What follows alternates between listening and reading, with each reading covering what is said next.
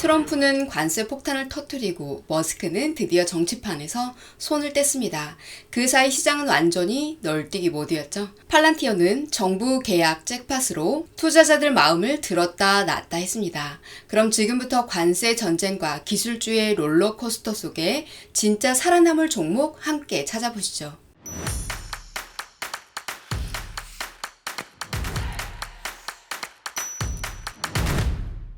지난 한 주간 저희 투자 실적을 공유드립니다. 총 투자금이 약 3억 4천만 원이고요. 실현 수익은 62만 7천 원입니다. 수익률은 0.18%입니다. TSLL에서 29만 원, 소엑스에서 28만 원, 리게티에서 약 5만 원의 수익을 냈습니다. 소소하지만 코어위브에서도 600원 정도 수익을 남겼습니다. 다만 SOXS에서는 소폭 손실이 있었습니다. 276원 마이너스입니다. SOXS처럼 반대를 가는 종목엔 늘 조심해야 합니다. 결국 시장의 방향성과 내가 맞춰가는 감이 제일 중요하다는 것을 다시 느꼈습니다. 여러분은 요즘 어떤 종목으로 수익을 내고 계신가요? 댓글로 공유해주세요. 저도 많이 배우고 있습니다. 시장 현황을 살펴보겠습니다. 트럼프가 또 돌아왔습니다. 이번엔 철강 관세를 2배로 자동차엔 100% 미국산 압박까지 하고 있습니다. 하지만 이게 끝이 아니죠. 법원은 그건 좀 너무한데요 라면서 관세 시행을 멈췄지만 항소법원은 그래도 일단 계속 해보자 라고 결정을 했습니다. 그 사이 엔비디아는 8조 원어치 중국 매출이 증발할지도 모른다는 소식에 살짝 당황한 눈치입니다. 철강과 자동차는요, 당장은 호재처럼 보이지만 장기적으로는 이쪽도 복잡해질 수 있죠. 100% 미국산 자동차가 과연 현실이 될 수 있을까요?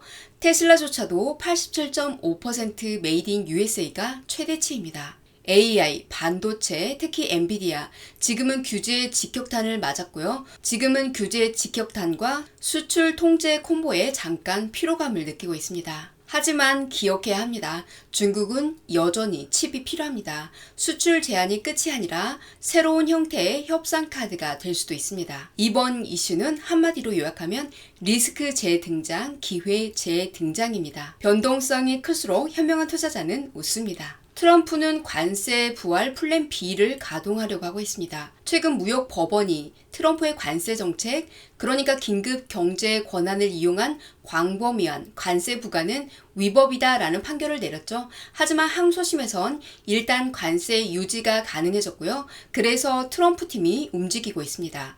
플랜 B는 뭐냐면요. 일단 1974년 무역법 122조라는 생소한 법조항을 써서 150일 동안 임시로 관세를 때리는 겁니다. 그동안 시간을 벌고 이후에는 301조를 써서 국가별로 타겟팅된 관세를 다시 부과하겠다는 전략입니다. 쉽게 말해서 협상용 관세 지렛대를 놓치지 않겠다는 거죠. 자, 여기서 우리가 투자자로서 주목해야 할 점은 무엇일까요? 첫 번째는 글로벌 무역 불확실성이 다시 고개를 들고 있다는 겁니다. 둘째는요, 반대로 생각하면 관세 정책이 후퇴하거나 타협이 이루어질 경우 유럽 관세 소비자나 기술주에는 기회가 생길 수 있습니다.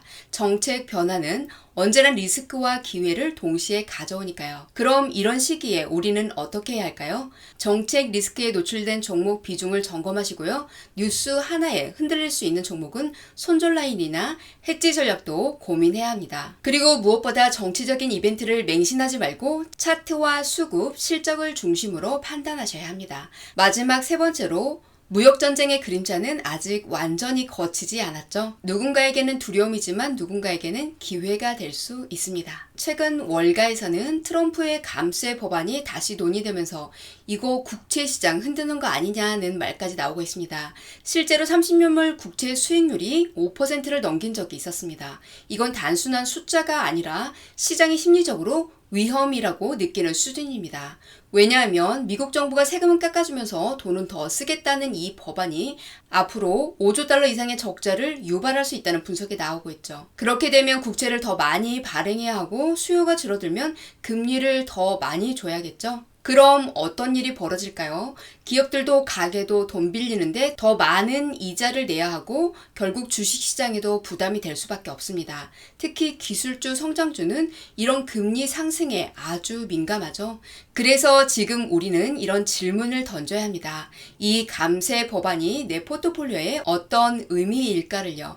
지금 내가 가진 종목들 금리 리스크에 얼마나 노출이 되어 있는지 확인해 봐야겠습니다. 현금 흐름이 안정적인 우량주, 그리고 배당이 꾸준한 기업들을 더 주목해서 봐야 한다고 합니다. 한때 뜨거웠던 성장주들보다 지금은 방어주와 가치주가 의외의 기회를 줄 수 있는 시기라고 생각합니다. 주식시장은 늘 앞서서 움직이고 있죠. 법안이 통과되기 전에 이미 시장은 반응하고 있습니다. 뉴스에 흔들리지 않고 그 속에 숨겨진 시장의 진짜 시그널을 읽는 눈이 필요할 때입니다. 5월 시장 정말 좋았죠. 꽃피듯 올라가던 주가에 마음 설레했던 분들도 많으셨을 텐데요. 그런데 6월은 조금 다를 수도 있습니다. 관세 정책들, 그게 최근 법원에서 불법 가능성이 있다는 판결을 받으면서 시장에선 기대 완화 기대감이 퍼졌습니다.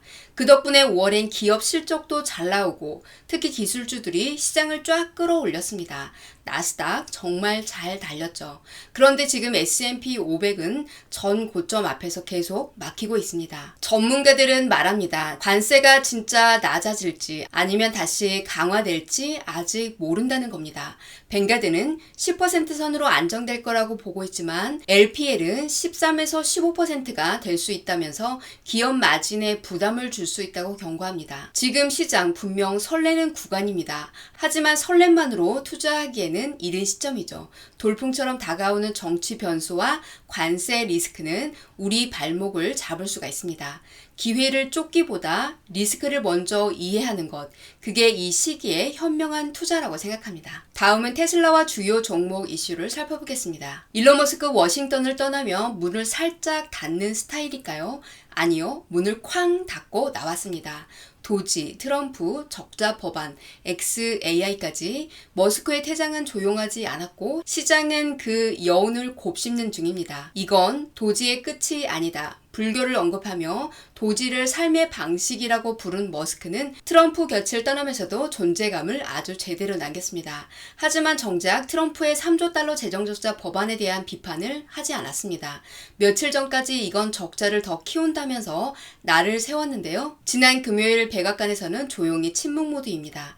머스크는 이제 다시 24시간 7일 업무 모드를 시작했습니다. 이제 정치엔 시간 그만 쓸게요 선언하고 사무실 공장 서버실에서 자면서 테슬라, XAI, 스타시 발사 시까지 풀가동을 예고했습니다. 그리고 그 와중에 또 하나 오픈 AI와 아부다비 데이터 센터 딜에서 XAI가 빠지자 머스크는 살짝 심기가 불편함을 표현했습니다. 워싱턴 정치 무대에서 이제는 머스크는 알트만과 경쟁 구도까지 부각되는 모양입니다. 머스크의 정책 조언은 종료가 됐습니다. 그의 입은 잠시 닫혔지만 손과 두뇌는 더 바빠집니다. 그리고 우리는 그 움직임을 차트와 수익률로 확인하게 되겠죠. 엔비디아가 애플처럼 변해갑니다. 시장에서는 요즘 엔비디아를 보면서 애플의 길을 걷고 있다는 말이 나옵니다. 무슨 말일까요?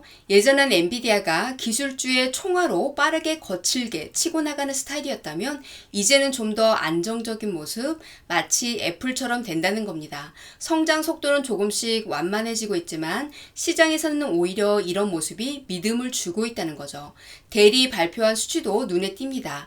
이번 분기에만 AI 관련 주문이 작년 전체 출하량을 넘어섰고 그중 상당수가 엔비디아의 새로운 블랙엘 칩 기반 시스템입니다. 아직 AI 붐은 끝나지 않았고 엔비디아는 여전히 그 중심에 있습니다. 그래서 우리 같은 투자자 입장에서는 두 가지를 고민해야 합니다. 지금 엔비디아는 여전히 AI 시대의 중심이지만 주가 움직임은 예전만큼 빠르지 않을 수 있다는 것입니다.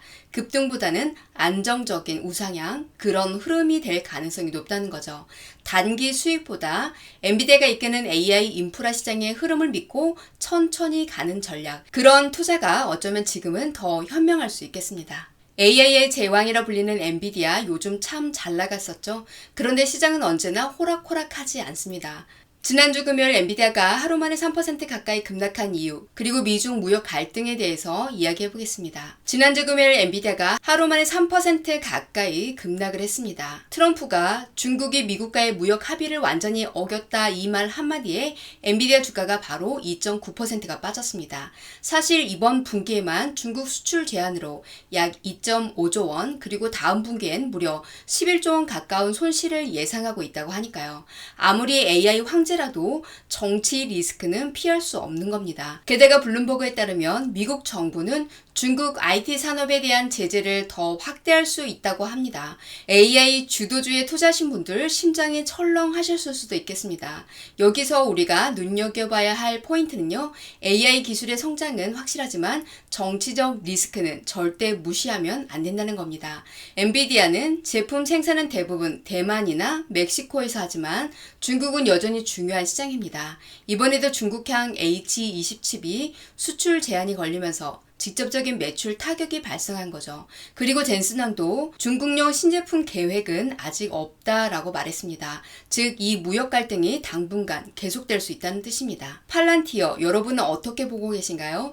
단순한 데이터 분석 기업에서 이제는 정부와 함께 움직이는 AI 전략 파트너로 변모하고 있습니다. 최근 주가 급등은 단순한 이슈가 아닌 시장이 그들의 미래를 어떻게 바라보는지 보여주는 신호처럼 느껴집니다. 팔란티어가 미국 국토안보부와 국세청, 그리고 미 육군과의 대규모 계약을 이어가고 있습니다.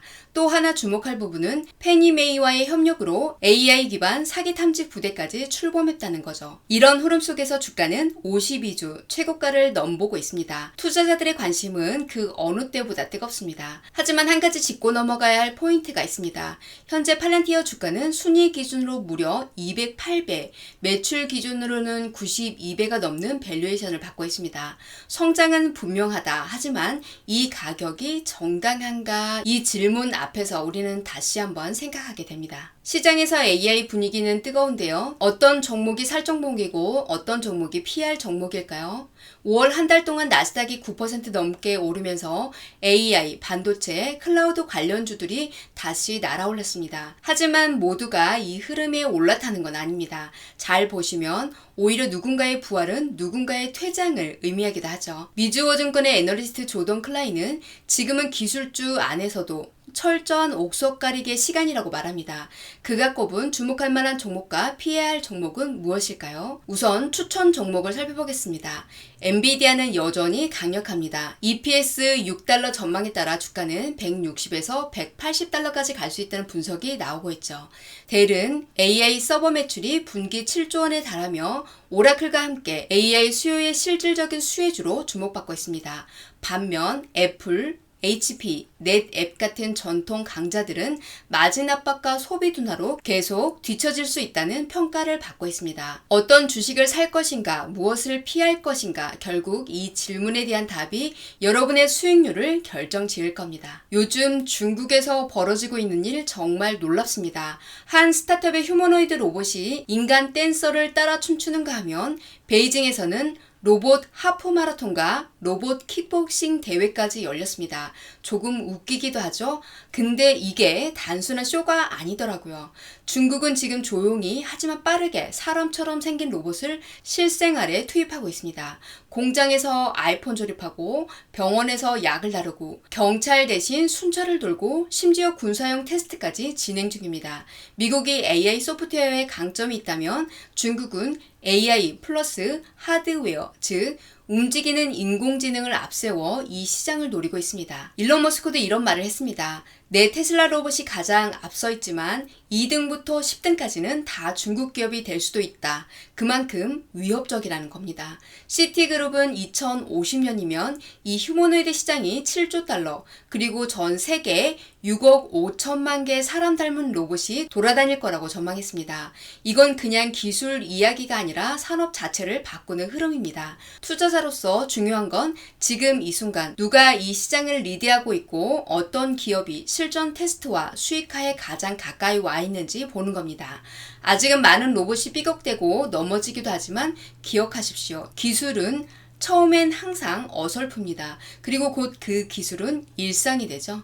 미래는 느리게 오다가 어느 순간 갑자기 와 있습니다. 그 순간 준비된 투자자만이 수익을 챙기게 되어 있죠. 요즘 AI PC 얘기 많이 들리시죠? 대리든 HP든 전부 AI 기능 탑재한 노트북이 미래다 라는 말을 하는데요. 정작 소비자들은 쉽게 지갑을 열지 못하고 있습니다.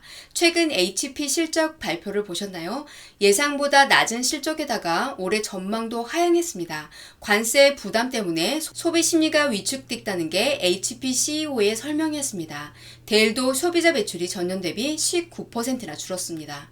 이런 흐름 속에서도 양사는 AI PC가 반전의 카드가 될 수 있다고 보고 있는데요. 문제는 아직 그 기술이 완전히 준비된 상태는 아니라는 겁니다. AI가 좋아질 거라는 믿음은 있지만 소비자 입장에선 아직 이른 선택인 거죠. 특히 지금처럼 경제가 불안정하고 트럼프 대통령이 관세 압박을 강화하고 있는 상황에선 비싼 제품에 투자하는 건 망설일 수밖에 없습니다. 다만 한 가지 긍정적인 부분은 있습니다. 바로 기업 수요입니다. 윈도우 10 지원이 10월에 종료되거든요. 그때 맞춰 많은 기업들이 PC 교체에 나설 가능성이 있습니다. 소비자 중심의 AI PC 매출은 아직 불확실성이 크지만 기업 중심의 교체 수요는 분명 기회가 될 수 있습니다. AI 하드웨어 성장에 베팅하고 싶다면 소비보다는 B2B 수요 쪽 흐름에 주목하셔야 합니다. 5월 한 달간 S&P 500에서 가장 많이 오른 종목과 가장 크게 떨어진 종목, 바로 NRG 에너지와 유나이티드 헬스 이야기를 준비했습니다. 이 둘의 주가 흐름은 정말 극과 극이었는데요. 그 안에 지금 시장이 원하는 게 무엇인지, 어떤 방향으로 돈이 움직이고 있는지를 엿볼 수 있습니다. 먼저 NRG 에너지는 무려 41%나 급등했는데요.